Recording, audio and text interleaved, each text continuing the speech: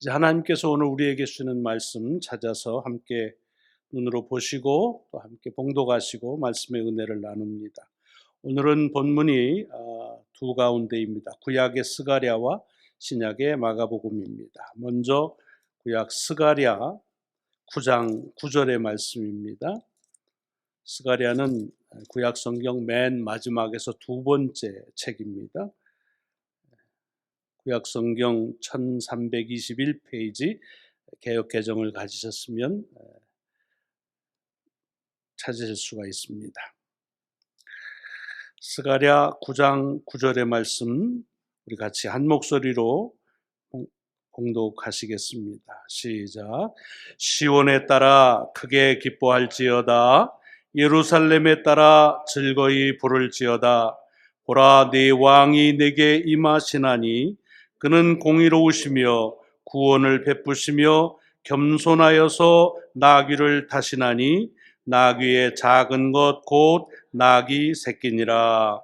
아멘. 아멘. 두 번째 말씀은 신약 마가복음 11장 1절로 11절까지의 말씀입니다. 신약 성경 두 번째 책 마가복음 11장 1절부터 11절까지의 말씀 우리 같이 한 목소리로 함께 봉독을 하시겠습니다. 1절부터입니다. 시작. 그들이 예루살렘에 가까이 와서 감람산 벳바게와 베다니에 이르렀을 때에 예수께서 제자 중 둘을 보내시며 이르시되 너희는 맞은편 마을로 가라. 그리로 들어가면 곧 아직 아무도 타보지 않은 나귀 새끼가 매어 있는 것을 보리니 풀어 끌고 오라. 만일 누가 너희에게 왜 이렇게 하느냐 묻거든 주가 쓰시겠다 하라. 그리하면 즉시 이리로 보내리라 하시니 제자들이 가서 본즉 나귀 새끼가 문 앞에 거리에 매어 있는지라. 그것을 푸니 거기 서 있는 사람 중 어떤 이들이 이르되 나귀 새끼를 풀어 무엇하려느냐 하매 제자들이 예수께서 이르신 대로 말한대 이에 허락하는지라. 나귀 새끼를 예수께로 끌고 와서 자기들의 겉옷을 그 위에 얹어 놓음에 예수께서 타시니 많은 사람들은 자기들의 겉옷을 또 다른 이들은 들에서 벤 나뭇가지를 길에 펴며 앞에서 가고 뒤에서 따르는 자들이 소리 지르되 호산나 찬송하리로다. 주의 이름으로 오시는 이여 찬송하리로다. 오는 우리 조상 다윗의 나라여 가장 높은 곳에서 호산나 하더라. 예수께서 예루살렘에 이르러 성전에 들어가사 모든 것을 둘러보시고 때가 이미 저물매 12 제자를 데리시고 베다니에 나아가시니라. 아멘. 아멘. 봉독한 말씀이 한 주간 우리의 삶에 능력으로 임하시기를 먼저 주의 이름으로 축원합니다. 이제 우리 정승우 목사님 나오셔서 봉독한 본문을 가지고 메시아, 메시지, 메신저라고 하는 제목으로 귀한 말씀 우리에게 전하실 때 하나님의 은혜가 함께 하시기를 바랍니다.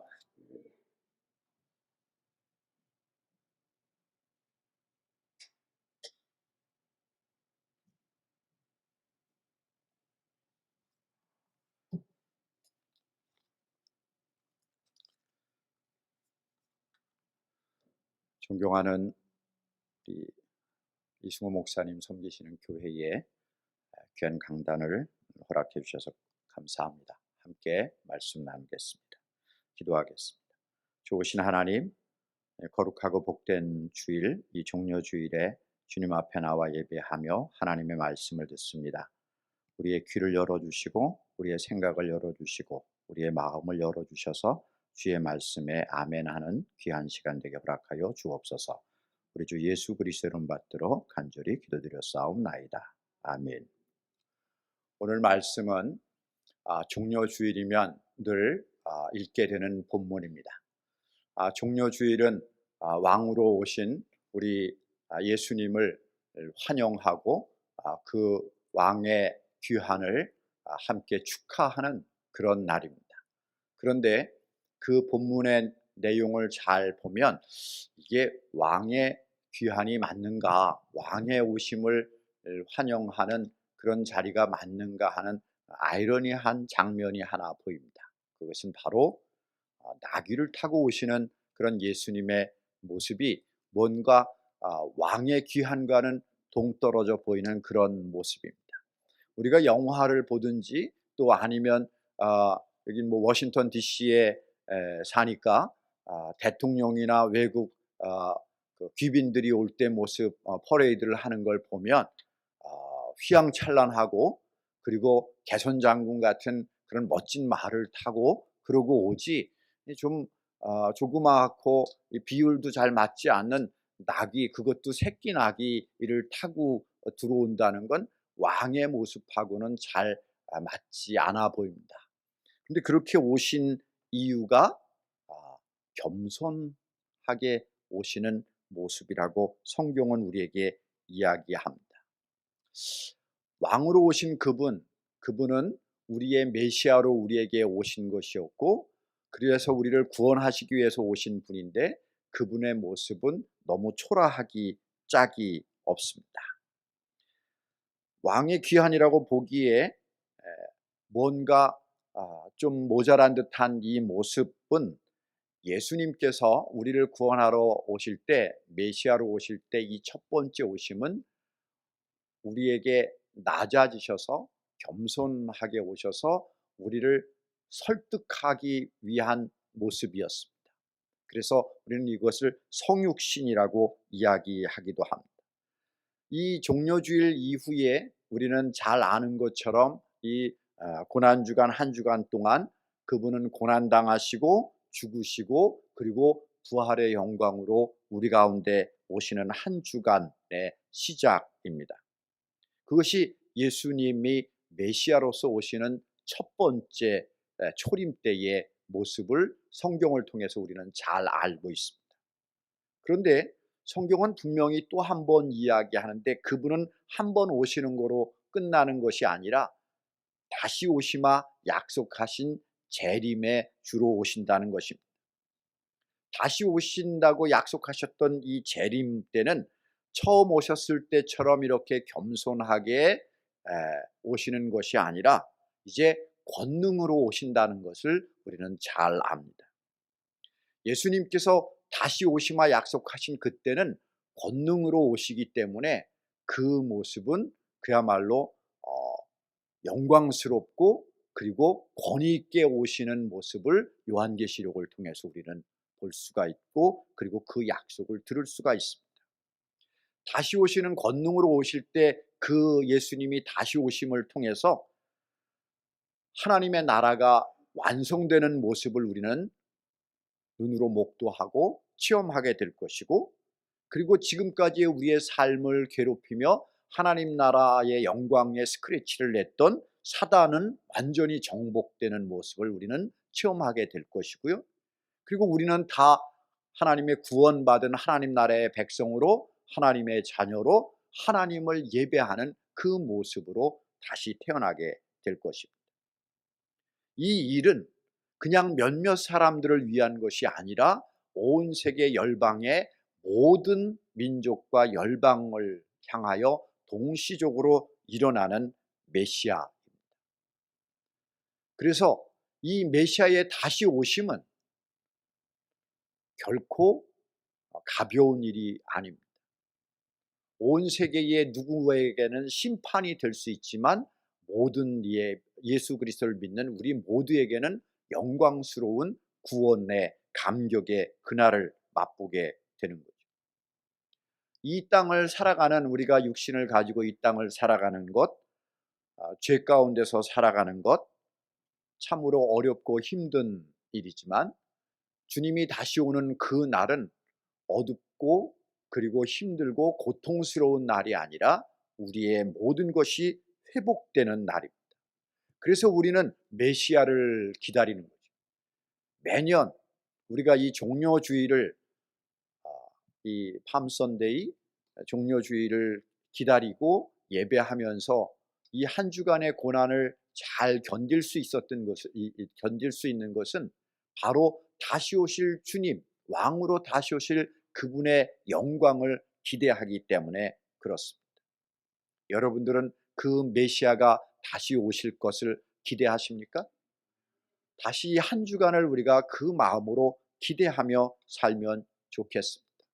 무너진 나의 삶이 다시 세워지는 것, 상처받은 내 영혼이 다시 치유받는 것, 나의 모든 과거의 죄악이 다 씻김받고 온전해지는 그것을 가져다 주시는 메시아를 기대하는 그 날이 바로 종료주일의 시작입니다. 그래서 그 메시아가 오셔서 우리에게 주시는 메시지는 뭐냐면 바로 천국 복음입니다. 마태복음 24장 14절에 이 천국 복음이 모든 민족에게 증언되기 위하여 온 세상에 전파되리니 그제야 끝이 오리라 그랬습니다. 우리가 기대하는 메시아의 귀한, 왕의 귀한은 이 천국 복음이, 우리를 구원하시는 그 천국 복음이 모든 민족에게 증언되는 그때에 다시 오신다는 것입니다. 그냥 어느 날 갑자기 나도 알 수 없는 때에 오는 것이지만 그 일에 분명한 조건을 하나 달아놓으셨는데, 그것은 바로 천국 복음이 모든 민족에게 증언되는 날. 하나님께서는 이 하나님의 구원의 복음이 모든 온 세계에 증거되는 그 계획을 이야기하셨는데, 그 전략은 바로 모든 민족, 모든 열방, 모든 족속에게 복음이 전해지는 것, 그 마지막 때에 주님은 오신다는. 전 세계에는 17,000 종족이 넘는 종족들이 삽니다. 나라로는 230개가 넘는 나라가 있지만 그 국가적인 우리가 생각하는 나라가 아니라 종족 단위로는 17,000여 종족이 있다는, 언어 종족으로, 문화 종족으로, 계급으로 그렇게 수많은 17,000여 종족이 있는데, 그 종족 중에 지금 예수 그리스도의 복음을 들을 수 있고 자기 언어로 듣고 그 자기가 살고 있는 마을과 나라 옆에 복음을 들을 수 있는 그러한 교회가 있는 곳은 만여 종족밖에 없습니다. 아직도 7천여 종족은 스스로 그 마을 안에서 가까운 곳에서 복음을 들을 수 있거나 복음을 전해주는 사람이 없어서 복음을 듣지 못하고 있는 종족들이 7천여 종족들이 남아 있습니다. 이 사람들을 미전도 종족이라고, unreached people, unengaged people 이렇게 이야기합니다. 이런 이들이 여전히 남아 있다는 거죠. 그들이 어떻게 이 천국 복음을 듣겠습니까? 바로 하나님의 복음을 들은 이들이 그들에게로 가거나 그들이 우리에게로 올 때만 그 복음을 들을 수가 있습니다. 미국 안에도 수많은 미전도 종족들이 삽니다. 그러나 그들은 그룹을 이어서 살기보다는 소수의 사람들이 와서 사는 사람들에 불과하고 난민으로 와서 사는 사람들에 불과합니다. 여전히 아직도 많은 수천의 7천여 미전도 종족들이 복음을 듣기를 기대하고 살고 있다는 거죠. 그 천국 복음, 우리를 구원하실 왕 되신 그분, 우리를 구원하시고 우리의 왕이 되어주시고 우리의 해방자가 되어주시는 분, 그래서 누가복음 4장 18절에 주의 성령이 내게 임하셨으니 가난한 자에게 복음을 전하게 하시려고 하셨던 그 예수님의 비전이, 하나님의 비전이, 그것이 선포되어서 가난한 자, 굶주린 자, 눌린 자, 그들이 복음을 듣고 해방을 얻는 그 천국 복음을 들을 수 있도록 하는 그 일이 여전히 우리에게 남은 과업으로 있다는 것입니다. 올해 한 해만도 제가 저희 사역 때문에 여러 나라들을 방문하고 그곳에 교회를 세우는 일과 사역을 돌보는 일과 다시 사역을 개발하는 일들 때문에 방문하게 되었습니다. 뭐 남미에 있는 볼리비아, 또 공산국가인 쿠바, 지금 여러분들이 뉴스를 통해서 많이 듣게 되는 IT, 그다음에 그 옆에 있는 뭐 도미니카, 그리고 지난주에는 튀르키예까지 올해만도 6개 나라를 제가 방문하게 됐는데, 그 나라들을 다 보면 주의 복음을 증거하러 가는 선교사들이 꼭 필요한 나라들이었습니다. 왜냐하면 그 나라들은 그의 영혼이 무너지고 그의 삶이 무너지고 그 나라가 무너지고, 정말 하나님이 다시 세워주시지 아니하면, 하나님의 복음으로 그들을 다시 세워주지 아니하면 그 나라에는 희망이 없는, 그 민족과 그 사람들에게는 희망이 없어 보였습니다. 지난주에 갔던 튀르키예도 크게 다르지 않았습니다. 뉴스에서 보여지는 것은 지진으로 무너진 건물과 그 가정과 상점과 또 죽은 사람들, 이런 모습이었습니다. 직접 가서 그곳의 희생자들을 만나고 그 교회를 섬겼던 선교사님들을 만나고 그 지역에 섬기는 공무원들을 만나 보니까 무너진 건 건물보다 더한 그들의 인생이고 그들의 가정이고 그들의 영혼이었습니다. 건물은 돈을 들이면 세울 수 있고 다시 복구할 수 있지만, 그 무너진 영혼은 예수 그리스도의 천국 복음이 아니면 다시 세울 수 없는 것이었습니다. 이 시대는 여전히 그래서 예수 그리스도만이 소망이고 이 천국 복음만이 그들을 세울 수 있는 것입니다. 다시 회복하고 세워주고 재건해야 할 것은 바로 그 무너진 영혼들을 세워주는 일이었습니다. 그 일을 위하여 갈 메신저들이 필요했던 거죠. 무너진 영혼들, 상처받은 영혼들, 절망 가운데 있는 영혼들을 향하여, 그런 모든 민족들을 향하여 복음을 전하는 메신저가 필요했던 겁니다. 예수님께서는 그렇게 사망 권세에 눌려 있는 우리를 위하여 이 땅에 겸손한 나귀를 타시고 오셨던 겁니다. 왜 복음이 능력이 없게 세상에 전파되고, 그리고 왜 세상은 이 복음의 능력에 굴복하지 못할까? 그것은 메시아로 오신 그분이 겸손히 이 땅에 오셔서 당신 자신이 메시지가 되셨고, 그 천국 복음이 육신이 되어 우리 가운데 오셨을 때 스스로 메신저로 오셨던 그 분이었는데, 천국 복음이, 그리고 말씀이 육신이 되셨던 분이, 그렇게 겸손히 나귀를 타고 오셨던 분이 예수 그리스도셨는데, 우리는 이 땅에서 우리가 복음을 전할 때 그 복음의 능력대로 살지 못하고 복음의 능력을 전하는 그 겸손한 종으로 살지 못해서 무너진 영혼들을 살리지 못하고 있는 것은 아닌가 하는 그런 안타까운 마음을 갖게 됩니다. 우리의 가정을 살리고 우리의 교회를 살리고 우리의 영혼을 살려준 우리가 믿는 바 메시아는, 그 메시지가, 그 영혼이, 바로 그 영혼의 천국 복음이 그대로 메신저가 되셔서 우리에게 오셨기 때문입니다. 이번에 만났던 선교사님 한 분 중에 우리 감리교가 파송한 선교사님, 바로 튀르키예 안디옥 개신교회를 섬기고 있는 선교사님이 계셨습니다.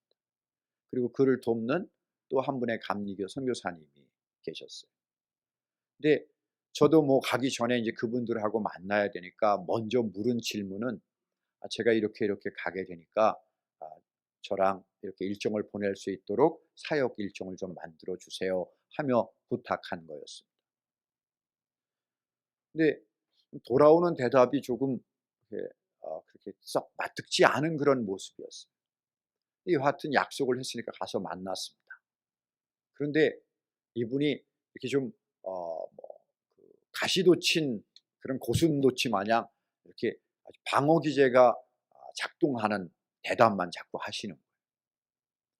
그래서 '왜 그런가?' 이렇게 봤더니 그 이분은 선교사님이시고 그 교회 담임 목사님이시기도 하지만 그 교회가 무너졌을 때 그냥 단순히 건물만 무너진 게 아니라 자기가 섬기던 교회 성도들이 무너진 거였어요. 그러면서 선교사님이 이렇게 얘기하시는 거예요.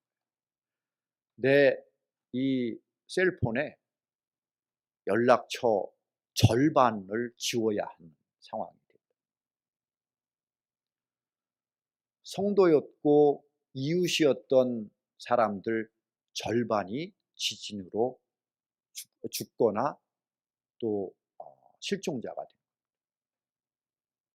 교회에서 여러분들 아마 이 코로나 기간 동안에 아 여러분들이 우리 곁을 떠나셨을 겁니다. 한 사람 한 사람 내 가족이나 함께 신앙생활을 하는 이들이 떠났을 때 담임 목사님으로 비롯하여 모든 성도들의 마음이 얼마나 무너졌겠습니까? 그런데 이분은 새벽 4시에 일어난 그 지진 때문에 순식간에 이 셀폰에 있는 연락해야 되는 성도들 절반이 사라진 거예요. 그 상처를 입었는데 살아있다라고 하는 것 하나 때문에 우리는 일로 그 사람을, 그 선교사님을 만나려고 했던 거죠. 지진의 피해는 없으셨습니까? 마음은 어떠셨습니까? 얼마나 힘드셨습니까? 이 인사 한마디를 제가 건네질 못했습니다. 그리고 그냥 저는 "어떻게 도와드릴까요? 뭘 해드려야 되죠?" 이 얘기만 했던 거예요. 그 아픔을 공감하고 그 아픔을 치유하고 그리고 그 무너진 마음을 세워주는 것보다 제 일로 그 선교사님과 그 사람들을 만났었습니다. 그런데 그분은 무너진 마음을 이야기하고 있었습니다. 십수년 동안 그곳에서 사역을 했고 그리고 어느 한순간에 모든 게 무너졌고 또 그것을 다시 세워가는 데까지 그곳에 있어야 하는 그런 선교사님이었습니다. 이 종려주일에 우리가 만날 예수님은 바로 그렇게 상처 있고 절망 속에 있는 우리에게 오셨던 그런 겸손한 예수님이셨습니다. 그렇게 죽음 가운데 절망 가운데 있는 우리에게 오셨던 그 예수님, 우리를 위하여 죽기 위해 오셨던 그 예수님 때문에 우리는 지금 주님 앞에 나와 예배하고 있는 것입니다. 그리고 다시 오실 주님을 기대할 수 있는 것입니다. 오늘 이 종려주의를 통해서 다시 오실 그 주님을 기쁘게 맞이할 수 있는 그러한 저와 여러분들이 되어지길 주의 이름으로 간절히 부탁을 드립니다. 기도하겠습니다. 좋으신 하나님, 우리를 구원하시기 위하여 그 고난의 길, 십자가의 길, 지옥의 길을 다 아시면서도 오셨던 주님을 기억합니다. 겸손히 나귀를 타고 오셨던 주님 때문에 절망과 죽음 가운데서 다시 살 수 있는 그 길을 얻게 하시니 감사합니다. 그 주님을 기쁨으로 맞이하며 준비하는 우리 모두가 되게 허락하여 주옵소서. 우리 주 예수 그리스도 이름 받들어 간절히 기도드렸사옵나이다.